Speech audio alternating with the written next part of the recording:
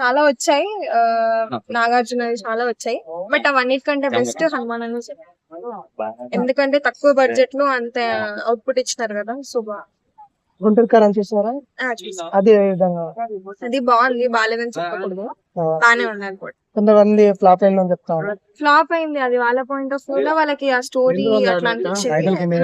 నా point of view అయితే నాకు బాగానే అనిపించింది, అంటే ఫ్యామిలీ వాళ్ళైతే ఎలివేషన్స్ ఏదైతే ఇచ్చారో పెద్ద సినిమా అని చెప్పారు కదా, కానీ అలా లేదు అని అంటున్నారు. ఇది హనుమాన్ కాదు, మన గుంటూరు కారం. గుంటూరు కారం అంటే ఆ ట్రైలర్ లో అన్ని ప్లస్ పాయింట్స్ తీసుకొని వాళ్ళు ట్రైలర్ లో పెట్టుకున్నారు.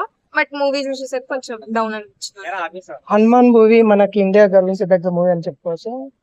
హనుమాన్ మూవీ ఇండియాలో ఒక గర్వించదగ్గ మూవీ అని చెప్పుకోవచ్చు. ఎందుకంటే వరల్డ్ వైజ్ గా చూసుకున్నట్లయితే బాహుబలిని బీట్ చేసింది. దాని పరంగా చూసుకుంటే ఇండియాలో చెప్పొచ్చు దానికి అన్ని క్రోర్స్ క్రాస్ అవ్వదు.